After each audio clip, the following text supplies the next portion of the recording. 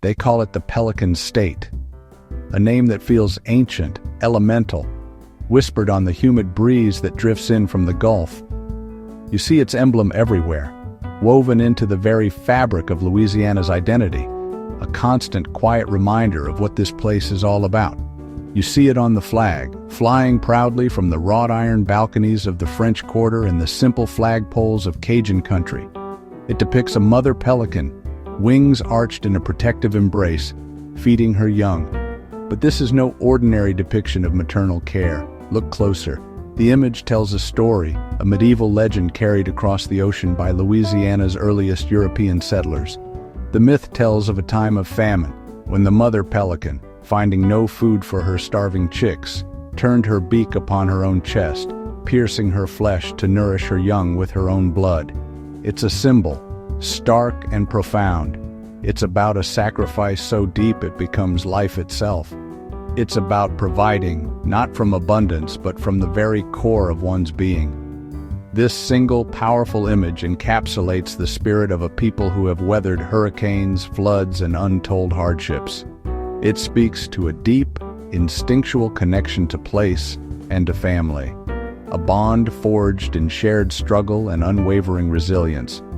But Louisiana is so much more than a single, albeit powerful symbol on a flag. To truly know this place, you have to let it seep into your pores. It's a feeling that gets under your skin, a physical presence you carry with you long after you've left. It begins with the air itself. It's the humid air that hangs heavy, a warm, wet blanket that embraces you the moment you step outside. It's thick with a symphony of scents, the intoxicating perfume of sweet olive and night-blooming jasmine, the earthy, primal smell of the swamp rising after a downpour, the sharp, metallic tang of yesterday's rain still glistening on cobblestones and cast-iron fences. In the morning, it's the rich, dark aroma of chicory coffee brewing, a scent that promises conversation and contemplation. In the evening, it's the ghost of garlic and cayenne pepper lingering from 1,000 kitchens, a testament to the day's communal feasts. Here, the air is so thick with memory, you can almost taste it. It's a place where the past isn't just remembered, it's alive, a constant companion. It walks right beside you down a cobblestone street, its ghostly breath whispering tales of pirates who found refuge in these labyrinthine swamps, of poets who found their muse in the decay and romance, of fortunes won and lost on the turn of a card, and of revolutions that changed the course of a nation. The echoes of French, Spanish, and American rule still argue in the architecture and the street names. This isn't just another trip on an itinerary. You don't do Louisiana. You experience it. This is an immersion, a full-on baptism in a river of culture, a current that runs deeper, stronger, and far more unpredictably than the Mississippi itself. So we're going on a journey, you and I. Not as tourists, but as temporary locals, as students of a way of life. We're going to peel back the layers of this complicated, beautiful, and at times utterly maddening place. We're going to look beyond the postcard images of Bourbon Street and the endless cascade of plastic beads. Because that Louisiana, the one sold in souvenir shops, is a caricature. It's the flashy costume, not the soul wearing it. We're going to find the real Louisiana, the one that exists in the sacred quiet of the bayous at dawn, the glorious, noisy chaos of a backyard crawfish boil, and in the soulful, solitary notes of a saxophone crying out into the velvet night, telling a story without a single word. It's a land of profound contradictions, a place of intense, unbridled joy and deep, lingering sorrow, often in the same breath. Nowhere is this more clear than in the tradition of the jazz funeral, a ritual that weeps for the dead on the way to the grave and dances for the soul on the way back home. It's a philosophy for life. Acknowledge the pain, then let the music play. To understand Louisiana, you have to do more than just look. You have to listen. You have to listen to the rhythm of the language, a musical gumbo of French, Spanish, African, Caribbean, and Southern English influences. But the gumbo metaphor extends to everything here. The people are a rich stew of cultures: Creole, Cajun, Vietnamese, Irish, German, Italian, each group adding its own flavor. its own history to the pot, creating a society that is uniquely, defiantly American in its own way. You have to listen to the stories told by the old-timers. Tales passed down through generations like precious heirlooms, each one adding a new spice, a new layer of complexity and flavor to the collective narrative. We're going to explore the history that shaped this land, a history of empires, of trade, of slavery and freedom, of innovation and tragedy. We'll see how that history isn't confined to museums, but how it echoes in every plate of food, every chord of music, and every single parade that rolls down these streets. So, forget what you think you know. Forget the easy cliches and the one-dimensional caricatures. Open your mind, open your senses, and get ready.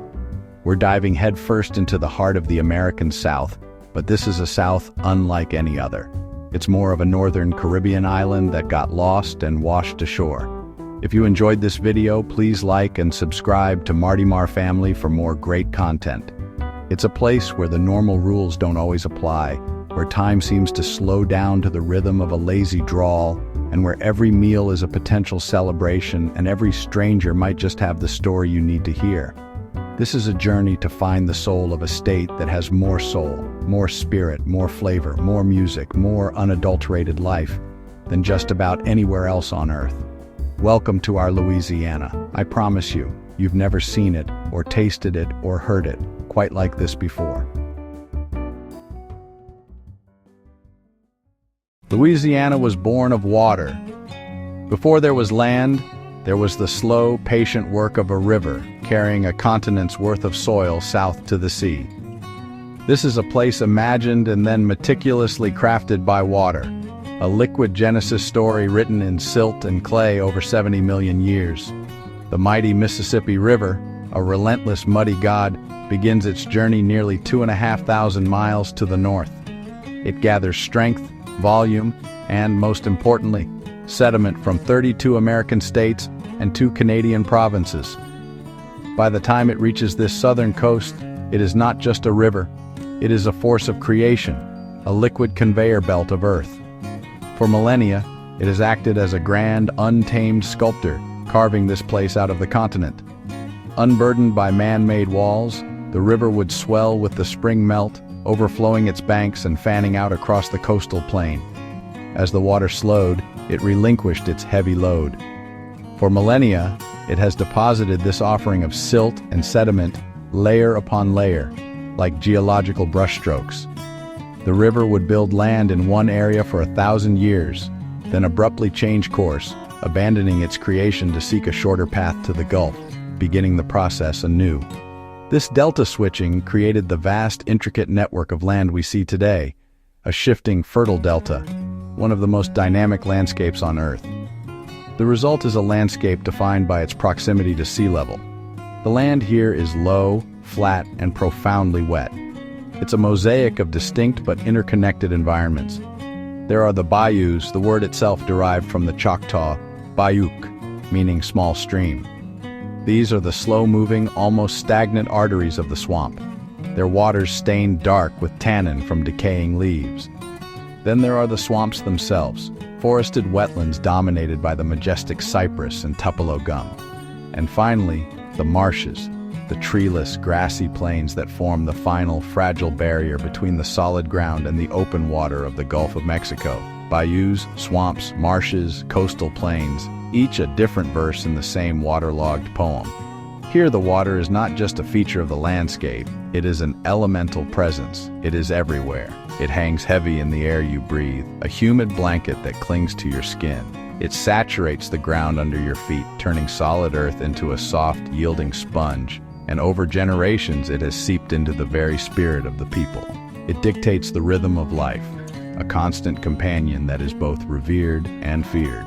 It gives life, the astonishing fertility of the soil, the unparalleled bounty of its fisheries, and sometimes, with the terrifying indifference of a hurricane surge or a spring flood, it takes it all away.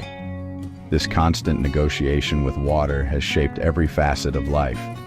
It shaped where people settled.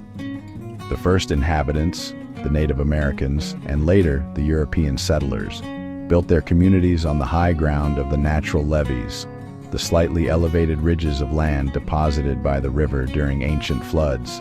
Today, that legacy continues in the iconic stilt houses of the coastal communities, homes lifted 12 or 15 feet into the air, a pragmatic and defiant gesture against the inevitable flood.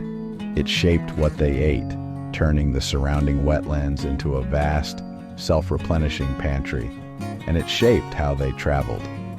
For centuries, the primary vehicle wasn't on a road, but on the water.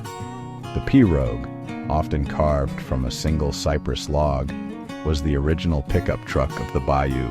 Its shallow draft and elegant design allowed it to glide silently through cypress draped in Spanish moss, a perfect tool for hunting, fishing, and visiting neighbors. It's a symbol of a life lived in harmony with the water, and that water provided a staggering bounty.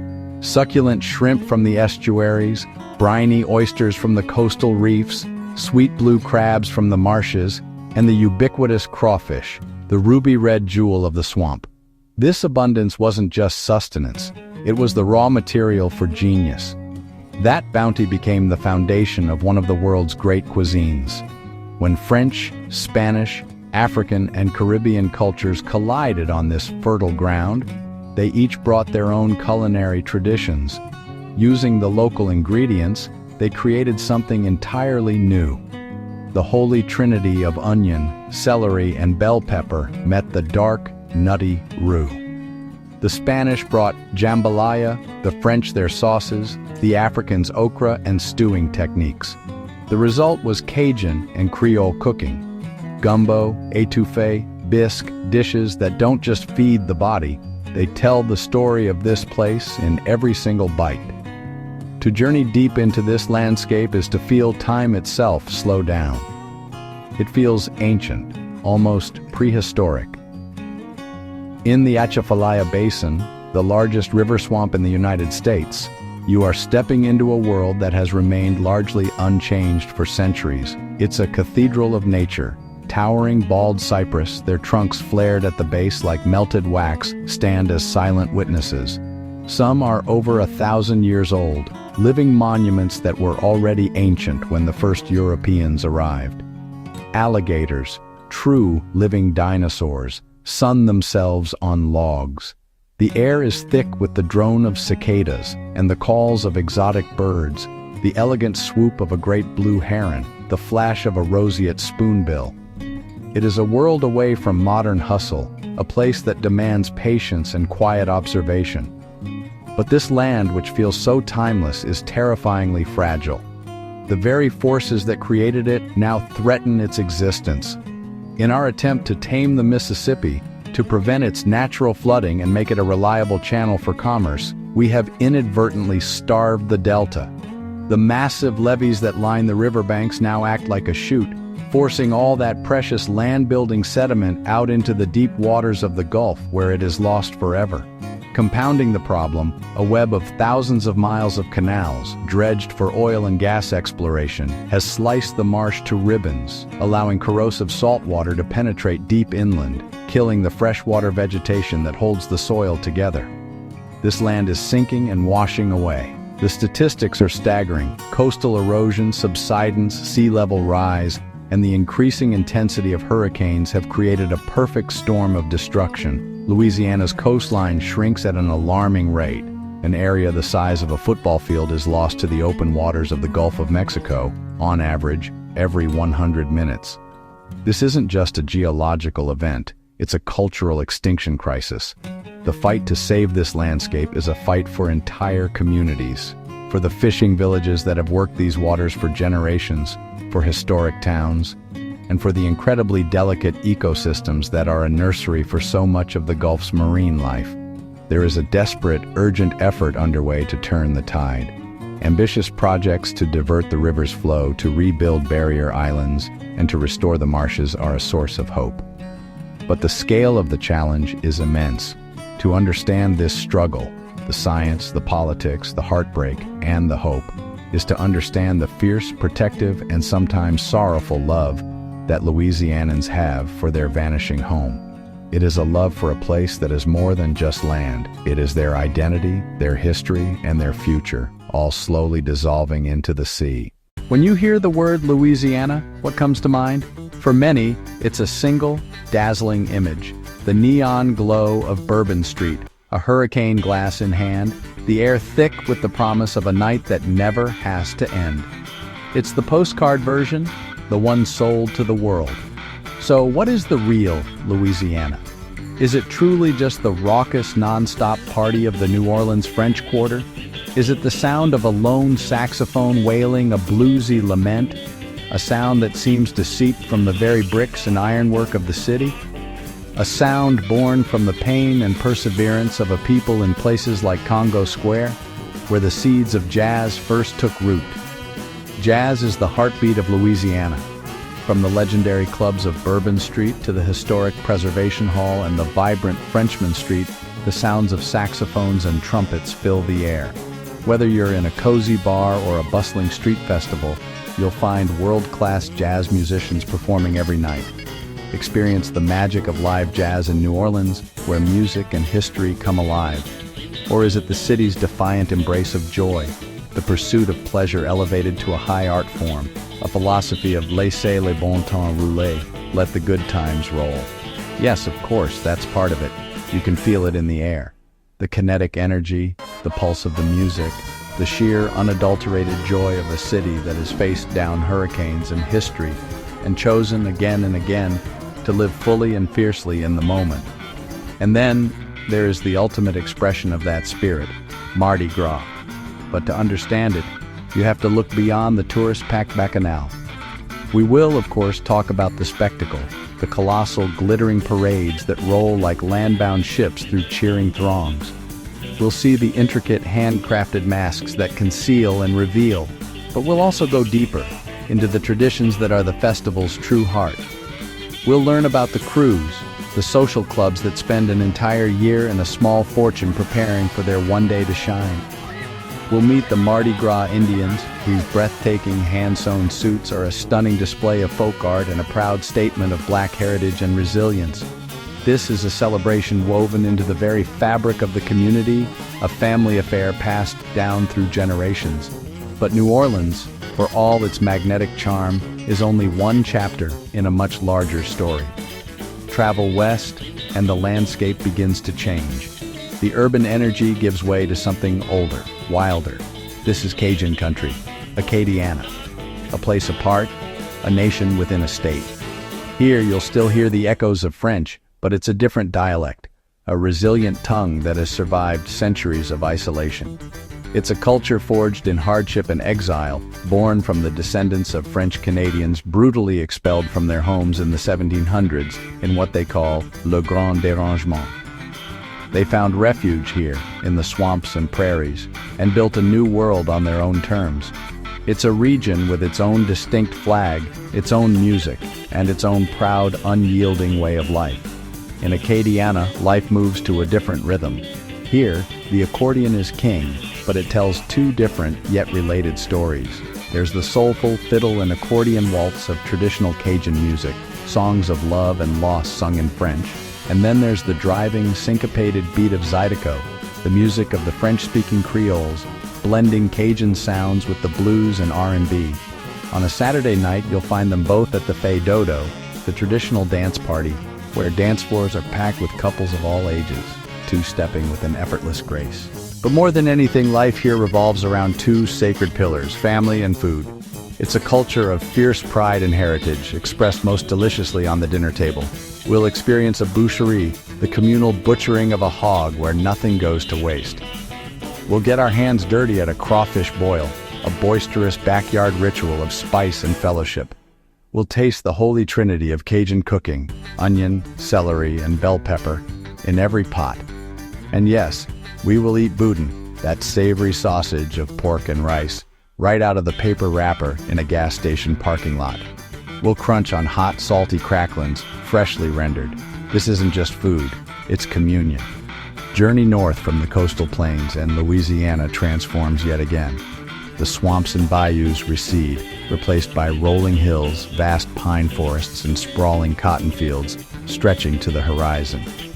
This is northern Louisiana, a world that feels more connected to the traditions of the Deep South to neighboring Arkansas and Mississippi. Its roots are more Anglo-Protestant than French Catholic, shaping a different cultural landscape.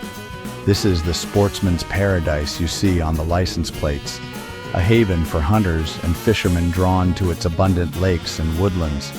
But it's also a land steeped in profound musical history. This is where the raw, soulful sound of the Delta blues echoed from dimly lit juke joints and rustic back porches. It's home to the Louisiana Hayride in Shreveport, the legendary radio show that was a crucial stepping stone for giants like Hank Williams and a young Elvis Presley, helping to birth rock and roll itself. We'll visit cities like Shreveport and Monroe, hubs of commerce and culture. We'll hear the stories of the pioneers who settled this land, the sportsmen who revere it, and the musicians whose sound changed the world. It's a quieter, more contemplative side of the state, but its history and influence are no less fascinating. So the real Louisiana isn't one thing. It's a complex, contradictory, and utterly captivating gumbo of cultures. This journey is about embracing all of it. It's about the sacred and the profane, often living side by side on the same street. It's the quiet, haunting reverence of a historic plantation, a place that forces us to confront a difficult and painful past. And it's the joyful, uninhibited chaos of a backyard crawfish boil, a celebration of the present. It's found in the deep, complex flavors of a gumbo that has been simmering for hours, a dish with as many recipes as there are cooks, each one telling a family's story. And it's in the simple, perfect, briny taste of a freshly shucked oyster, a gift from the Gulf. To understand this place, we have to meet its people, not just the famous chefs and musicians, but the shrimpers and fishermen whose livelihoods depend on the water. The artists turning the state's stories into vibrant murals, the Mardi Gras Indian chief meticulously sewing every bead onto his suit, the farmer walking his fields at dawn, the everyday folks whose resilience, warmth, and generosity define the true spirit of this land. They are the keepers of the flame, the guardians of the culture. So we invite you to pull up a chair. There's always an extra seat at the table here. Get comfortable and open your senses. Our adventure through the heart and soul of Louisiana, in all its beautiful, complicated glory, starts right now.